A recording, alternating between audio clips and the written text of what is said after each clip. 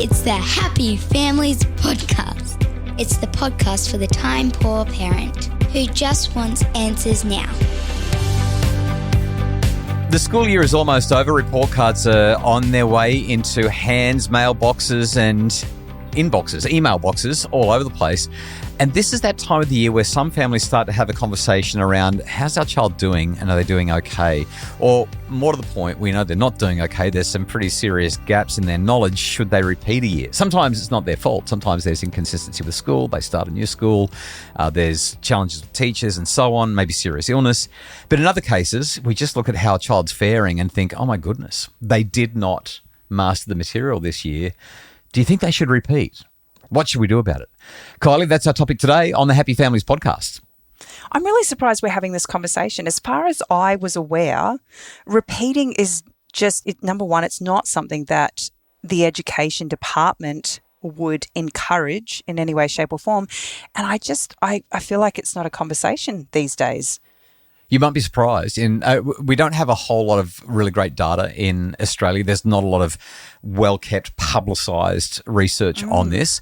But the last data that I've got is 10 years old, and that's from 2014. In that research, about 7.5% of 15-year-olds had repeated 1 year over the course of their schooling. So whether they repeated grade 1 or grade 3 or grade 8, whatever it was, just under 10%. 7.5% of 15-year-olds had repeated 1 year, which was down slightly from 8% in 2009. So 7.5%, 8% of kids are repeating at some point. And one of our daughters has. We got her, although it wasn't really repeating a year of school. We just got her to do that preschool year a second time because we wanted her to be a bit older. So I guess that doesn't quite count. Well, I kind of think that the conversation would be more useful in, do we delay starting our kids' schooling journey as opposed to putting them in at the appointed time and then recognising that there's too many gaps in their learning and doing it again. Yeah, so that's called redshirting, and research certainly indicates that overwhelmingly that's what most parents are doing now. They're just saying, want my child to grow up a bit more, want them to be a bit older, let's start school an extra year down the track. Yeah. And that's what the push is. Interestingly, around the world, there's a really big shift, or there are lots of differences in various countries. So, for example, in France and Spain and Portugal, it's really quite common for kids to be retained for it's called grade retention or repeating year. That is doing the academic year over again. Places like Australia, the UK, the US, New Zealand, doesn't happen very often at all, under 10%, 7, 8%, that sort of thing. And places like Denmark, Iceland, Finland, Norway, Sweden, those Nordic countries, the Northern European countries, pretty much never happens. It's not part of the conversation. It's simply not what they do. They focus more on, okay, this child's struggling, individualised teaching, student learning plans, student differentiation, that kind of thing. So I find it really fascinating, just the different way that this plays out around the world. But Australia, I mean, nearly 10% of kids will repeat a grade at some point in that first 15 years of life. So why do people think repeating is a good idea?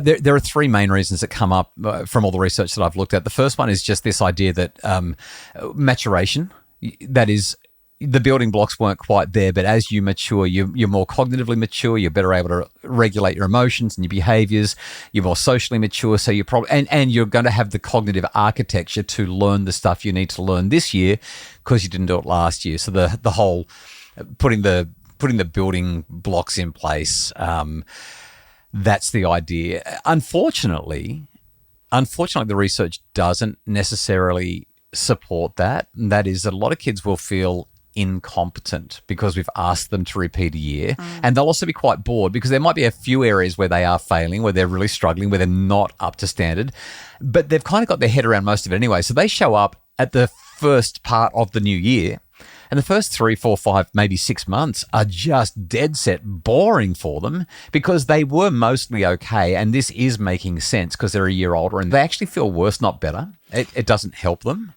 I think this is where individualized teaching is so important, and making sure that your children's school has the capacity to cope with the differences in learning And across the board? So the differences in learning is the second reason that people promote it. There's a term that you might hear every now and again called heterogeneity. In other words, if there's enormous heterogeneity in the group, you've got a lot of variation. You've got the really, really smart kids that are learning everything and the kids that are lagging and really struggling.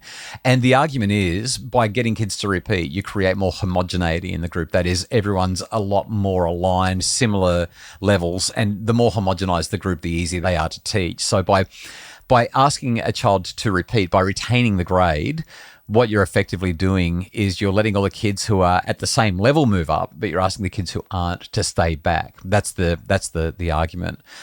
And then of course there's just the competency argument. Like if you're competent, you're going to feel better about yourself. Your self-esteem is going to be higher. It's going to be a refresher rather than new material. You're going to be more experienced and you'll do well. Some arguments for grade retention as well is that the threat of retention can actually be the motivator to get kids to continue and work hard, which I think is a pretty unhelpful approach. But they're the main reasons that people would argue that grade retention is a good idea.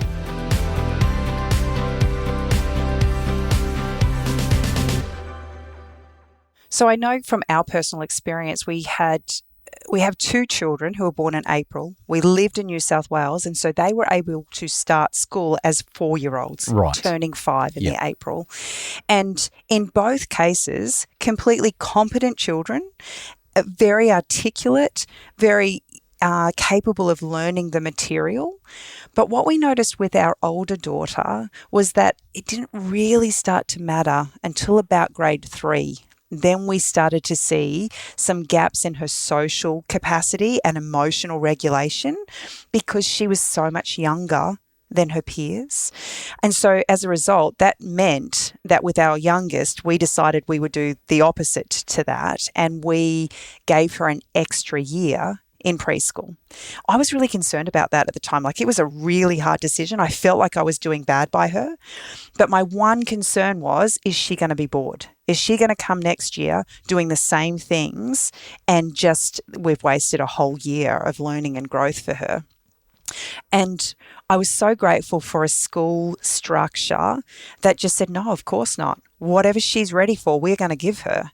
And so the following year, while all of her friends were still learning their letters, she was actually writing, and she wrote her own story that year, completely written from start to finish, illustrated and put together. And it was such a beautiful experience watching her in the same environment, but stretched and extended. Yeah, so advantage there really for redshirting, the idea of holding the kids in their childhood for an extra year before they head off to school, giving them that opportunity to mature.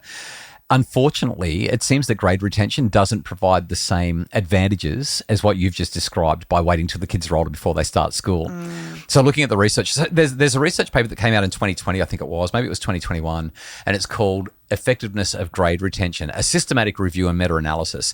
84 methodologically sound studies from 2000 to 2019 from around the world, looking really carefully at this one major thing. And here's what they found in the data. They found the disadvantages. Repeaters are not universally incompetent, and so learning outcomes end up being lower rather than higher because they get bored, they get frustrated, and they start to feel like they're internalizing this idea that I'm a dummy. That's why I had to stay back. There are social consequences. The major social consequences consist of 2 things. Number one, the kids who left you behind are no longer part of your social group. So all those friendships that you've had several years developing and strengthening and creating those foundations are no longer there. And number 2, it seems that the younger kids actually pick on the kids that have been retained. The kids that are repeating are at much greater risk of being picked on by their new peers who are saying, oh, look at you, you're not smart like us, you've had to stay back with us, we're the babies but you're the actual baby, which is just kids, again, the casual brutality that you see in kids. And that of course is associated with a decrease in self-esteem, and the researchers have found that there's a decreased pleasure in learning. Learning is no longer seen as something that you innately do or something that you can derive pleasure from. It's something that you have to do to avoid the awfulness of looking like a dummy, and that's obviously not going to be great. And the last couple of things they highlighted, number one, it causes stress and anxiety for the kids who are being retained for that year. 100%. And it's also terrible from a cost point of view. Like the government or the family or whoever's footing the bill, it ends up costing a lot. So there are the disadvantages to retaining kids. It seems like if you're thinking about repeating, the evidence is firmly against it. Yeah. I know when I moved over from New Zealand, I had finished 5 years of schooling. So when we moved over at the end of my 5th year of school, in my mind, I should be going into year 6. But I was actually, again, like our April babies, I was at the younger end of the scale. But I chucked such a mental tantrum with my, parents and the principal that they decided that they would put me into year 6. Right. Having gone through that process now, I would 100% have said they did wrong by me. As the 2 adults in the room who know better, they did wrong by me. I needed to be in year 5 because there was so many gaps in my learning. What are you saying? You could have been a lawyer or an engineer or a doctor instead? No, not at all. Just my level of competence. Right. I spent the rest of my high school years feeling completely incompetent because I never felt like I caught up. I was never at the same stage as my peers. It's so important. Get the kids into school at the right time and then just let the system do what it's supposed to do from an education point of view. Having said that, there will always be children who struggle. So I want to talk about a couple of things that we can do to help our children if they are struggling, because this really matters. There were some studies that showed that in countries where there was what's known as ability grouping or streaming to deal with heterogeneity, to deal with different abilities, that retention could have some advantages, but the size of the effect overall was essentially zero. And it seems that the net effect of retention or repeating a grade it's better to avoid it. It's just really hard to make the argument that it is a good thing. So the other options, differentiation, and that's really a teacher thing where teachers identify who's doing well and who's not, and they provide additional support to the kids who are not doing well, which can sometimes be hard because the kids who are not doing well, the kids that you identify as struggling, can quite often be emotionally and behaviorally challenging as well, usually because they're struggling. So it's hard to see past that and say, I'm here to support you in spite of the fact that you hate being here and you feel incompetent and you're making life really hard for everybody. But that seems to be a really, really big impact on whether the kids will do well or not. So that individualized teaching. But it seems from everything that I've read that the best thing that you can do for your kids if they're struggling academically is to get extra tutoring support. To get somebody external from the school to come in and do a bit of help with the maths or the English or the French or whatever it is. And I know that that's sort of a privileged thing. You've got to have the money. You've got to be able to afford it.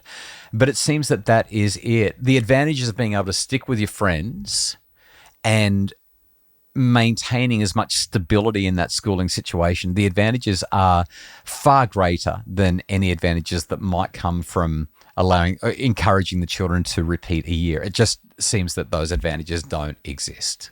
So based on everything we've talked about, Dr. Justin, where are we sitting? Don't repeat if you can avoid it. Now there will be a small percentage of kids who it really is the best option. But overwhelmingly, on average, when we look at the results globally, the researchers in this particular paper said, and I quote, grade retention provides a zero net effect. That is, it is not associated with the positive outcomes that we hope that it will be.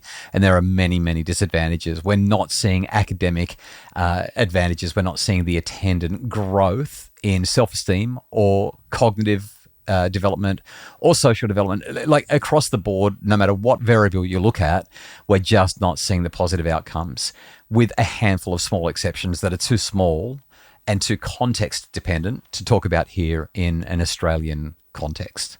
It seems like finding alternatives and investing in additional extracurricular educational support tends to be be the better outcome. Hold them back. Yeah. Give them an extra year of childhood and let them mature. Don't let them start too early. That's a really big one. In fact, I'm so glad you said that. As we move towards the end of the year and people get ready for next year, if you can give them an extra year of being a kid, it will be so worth it. The Happy Families podcast is produced by Justin Rulon from Bridge Media. To get more information about making your family happier, visit happyfamilies.com.au. And if you'd like more information about the study that I was specifically citing, check the show notes. We'll have a link to that study right there.